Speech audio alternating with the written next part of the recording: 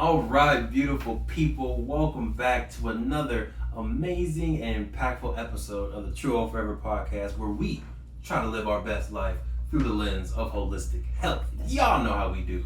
I'm your host, Truvel, creator of Black Wall Street, the board game, and as usual, it is my honor, it is my privilege, it is my ultimate pleasure in life. Oh, it's funny. It's funny now, huh? To have the beautiful, the laughing, the smiling, the intelligent, the dream-catching, earring wearing queen herself. Please introduce yourself. What's up, party people? She's singing now. Y'all hear this, right? Oh, goodness. What's up, everyone? My name is Sinclair, aka Theeehealthnerd. And I'm excited to be here. A little tired, not gonna lie. Yep, it's another one of those $1 billion days. Yeah, out in the sun, a little bit drained, but happy to be here. Especially for the topic of today, which is our love and our first year of marriage. Yes. Baby, it's you. You're the one I want. You're the one I need. You're the only one I see. Come on, baby, it's you. You're welcome. If y'all listen to this, I'm so sorry. Actually.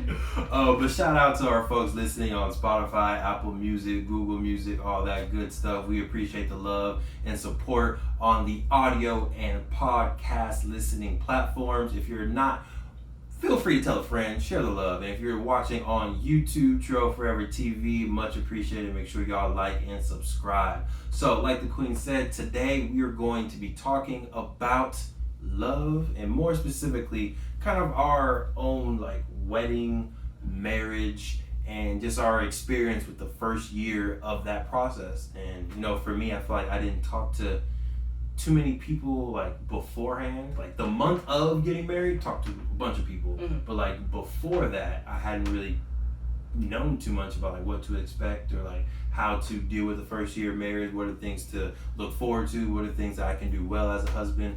So just trying to give you that stuff, that experience. Hopefully there's some value in there for folks that are listening, whether you found your partner and your love yet, or you're still out there searching, or you're still out there hoping that they'll come or be sent to you. So without further ado, let's get into the episode.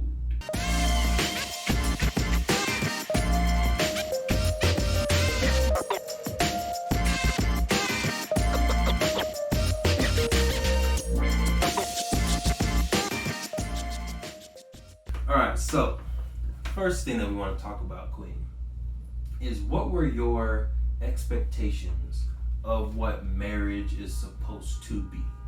So whatever that is, whether the roles that you were supposed to have as a wife, whether the roles I was supposed to have as a husband, what were you expecting out of marriage? I feel like I was, especially probably younger, very much expecting the kind of typical picture of what marriage looks like. So I've been blessed to have two parents who've been married my whole childhood. 28 years. Yes, just celebrated their 28-year anniversary. So I, was blessed to be able to see that all the way growing up and see that the love that they shared, and saw that, and they did.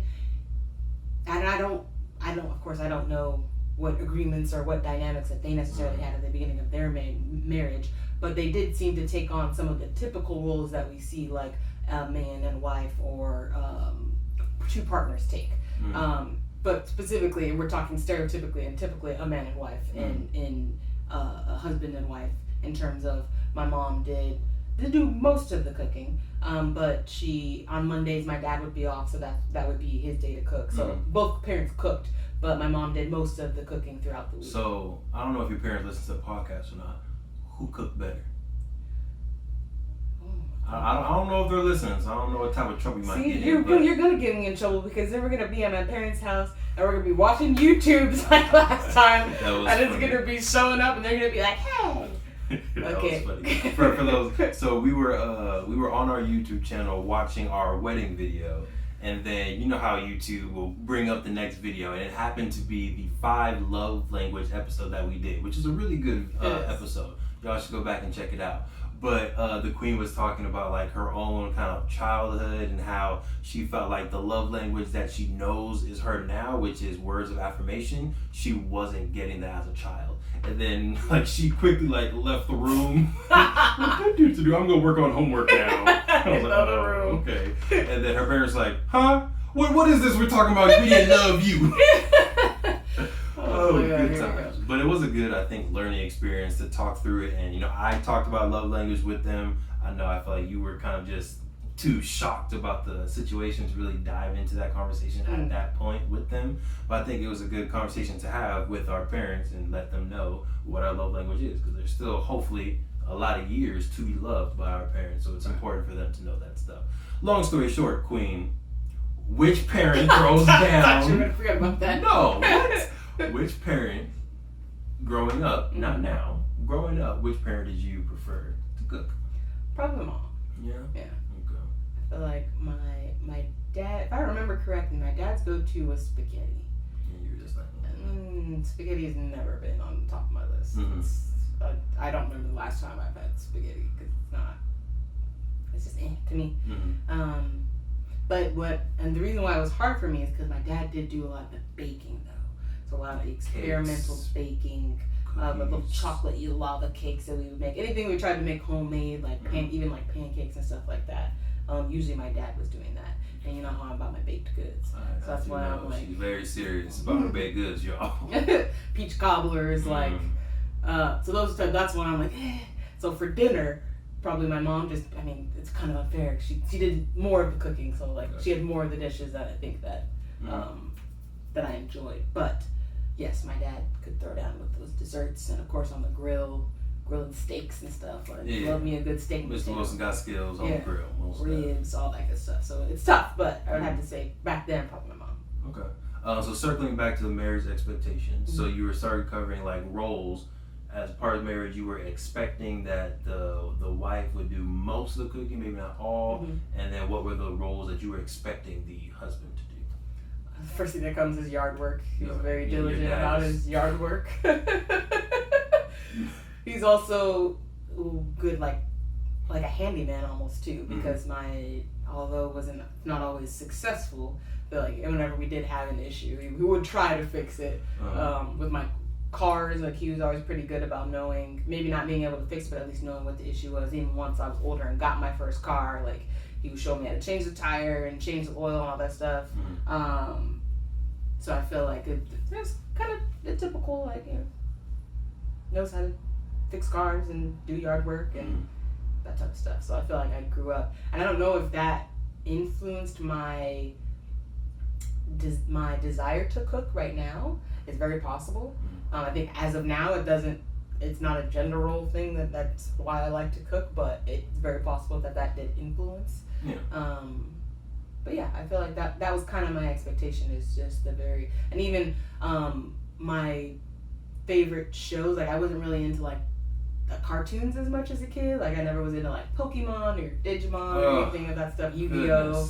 Yeah, those were, top 5. Yeah, I don't know, I wasn't into that stuff, but I was like, as soon as I understood what was going on, I was into like the Cosby Show and like Fresh Prince and That's So Raven. Like, because of the family aspect, or I don't know. Maybe that's what it was. I don't know what drew me to those shows, but maybe it was just because it was more realistic. It was more real life. Like you were a kid, like, what's up with all this cartoon stuff? Yeah, what is this? I want the real. There's no Pokemon in real life. There is now. Pokemon Go. Right. Who knew?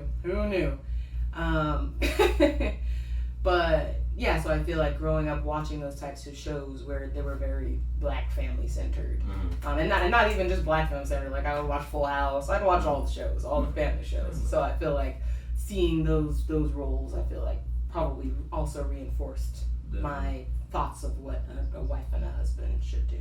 I think it's also like those shows also had kids in them. Right. So it's like not only are they family based, but there's also kids that are your age when you were watching it. So it's like, oh, I am Ruby, or I am, what are the twins in Full House? I don't remember what their names are in Full House. They're Mary Kate and Ashley. Yeah, I don't know. So yeah, it's like you can, because Michelle. they were young. There we go. Because they were young, you were young. I feel like you might be able to empathize and see those characters. Similar to why people watch Disney channels. Like those are real shows, but they're kid shows. Right. So for me, marriage expectations, and if you have more things, feel free to sprinkle as I go.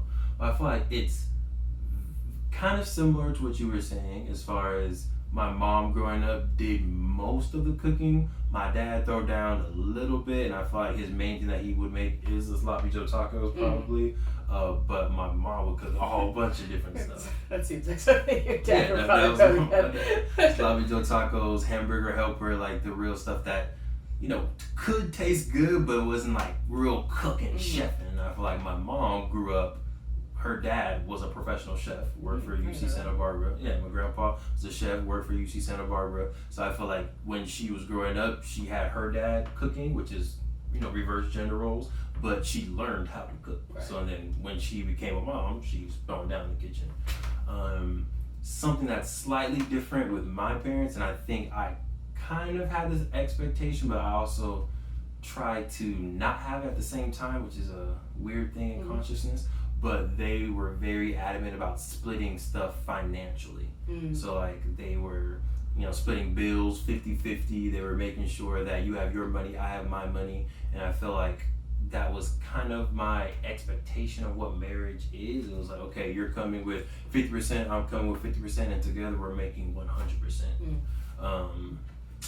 As far as yard work, I feel like Dad wasn't a handyman, I'm not a handyman. I feel like we know enough to get by. You know, I can hang a picture, I can change a battery. Yelp and apps these days, you don't really need to be. You could get shout out to technology, you know. Find whatever you need. Yeah. A click away. Much love. But yeah, so I feel like the handyman aspect wasn't necessarily a part of it, but I think just like taking care of the house was kind of a part of it. Taking out the trash was always a part of it. That was always either my dad's job or that was my job. Once I became quote unquote a man or a boy with responsibility, like that was stuff that I was doing. So I feel like those are kind of roles that we're expecting out of marriage. Something else that I was kind of expecting out of marriage is, and this is based off what I've seen and what like friends were telling me even like a month before, was I was expecting the relationship to change. And more times than not, change in a bad way. Because I feel like people, again, this is based on like what I've seen and like friends that are telling me stuff. It's like your boyfriend and girlfriend, there's not like a lot of pressure on you to do these things, and it's like real young, it's real playful. And then people was like, oh well, wait until you get married, all the fun's over. Wait until you get married, happy wife, happy life, as if the husband can't be happy at the same time. So I feel like a part of me was also like, when I get married, my happiness is gonna go down because my happiness is controlled by only making my wife happy, which I feel like it's something that I am proudful of doing. I feel like I love trying to make you happy, but I feel like there's also times where you make me happy, or where I make myself happy. That's important too. Right. Definitely equally important. But I think like the happy wife, happy life is just really put out there, and it makes it seem like the husband is just irrelevant. Just here. Yes. Which is a great transition to the wedding expectations, because your boy over here was very insignificant. Not in the planning. I feel like we were both involved in the planning. I feel like you definitely took more ownership and pride in the planning, because that's what you do. And I was like, hey queen, do your thing. But like even the planners, what was her name, Jane, when we went off to the thing, she was just like, I was just sitting there, and then she was just like talking directly to you, and I was just sitting there like, y'all not even gonna acknowledge your boy in the house, like come on. But can you talk a little bit about your expectations of what a wedding was supposed to be? And then I also want to talk a little bit about the experience of the actual wedding. So yeah, go ahead, hit us off, Queen. So my expectations for the wedding were not as concrete, because actually, no, that's a lie. I would say from my personal experiences, I didn't have a whole lot to go off of. I had only been to 2 weddings in my whole life, and they were both when I was younger. So I had only picked up on whatever I was able to comprehend at that time. And honestly, if there was a dance floor, it wasn't much, because I was on the dance floor. That's all I cared about. And food. So I feel like the aspects of what does it feel like to be at a wedding and what exactly is supposed to happen, I didn't exactly know. But what I did know is that I was a fan of TLC, the channel. Okay. Where there was a lot of the group. No, where there was a lot of wedding shows. So like and I don't even know, like say not like Say Yes to the Dress, but it was the one where they would look for like wedding dresses and plan different weddings. So those are the shows that I liked to watch. Of like, oh my god, I can't wait till you marry me. Like wedding dress. I loved like looking at wedding dresses. So I feel like, but that's TV. So it was like I only really had that to go off of, and then the couple of weddings I had gone to. And this is, like I said, before the planning process. I feel like once we got the planning process, we went to 2 more weddings before we actually got married. Corey and Angel. And then JT and Liz. Yeah. So that definitely, I think, gave us a better sense, especially me, because I was a groomsman in JT's wedding. Shout out JT and Liv. Much love. Right. Also designer tattoos. Much love, JT. But I think that was cool because I was able to be a groomsman. We were able to go out there and be there for, I think, the week or the 4 days before their wedding. And I think we took that as kind of a model for even our own wedding. So I think that was definitely helpful to be a part of. Yeah. So I feel like that those were very helpful. But before that, I feel like I didn't have too many very strict expectations on what a wedding was supposed to be. I just knew, like, all right, people are there, you say vows. I didn't know a lot of the traditions, like anything like that. And I wear a pretty dress. And then there's a reception where there's food and dance and alcohol. You were sold. Like, yes. I mean, sounds like my kind of party. And how close was it? So that was your expectations? Yes. Based on what you actually experienced day of our amazing, beautiful wedding. Sorry to kind of already leave it you. Sucked. It was terrible. But how did your expectations match up to the experience of 7/7/19? Definitely exceeded my expectations. Yeah. Okay. Yeah. Come on. Yes. In every way except duration, because it was so short. It seems like that, and that's one thing that I did hear from a lot of people, that it goes so fast, and that is, boy, is that true. Now, I feel like, we did have a short wedding. How long was our wedding? Yeah, I was gonna get to that. Gosh. My bad. You be taking your time, you know. So ours was 4.5 hours. Very strict because we were on a yacht, so it was like you get on and then you get off. It wasn't no really lollygagging there. Right. We couldn't extend it or anything like that. So it was 4.5. I think a typical wedding probably 5 to 6. So that half hour to hour and a half definitely made a difference, I think. So most of the weddings I feel like I had been to, there was a lot of downtime, there was a lot of waiting, there was a lot of, and that was not the case for ours. Now obviously we were the ones moving, but I feel like I heard from even a lot of the guests, like there wasn't a lot of chilling or waiting, like we kept it moving. But yeah, no, I think it exceeded my expectations way far because, one, the venue was freaking amazing. It was popping, y'all. Yeah, we got married at Hornblower in Newport Beach on a yacht, Endless Dreams, and it was I had pictured myself probably getting married near the water, like that was always in my dream and my plan. But on the water, I hadn't necessarily planned for on the water. Like that was another step above. And then just like having everybody there. Planning the dance, like that was just all part of the experience. It was just amazing. It was just fantastic. Nice. Glad it worked out for you, babe. Yes, it did.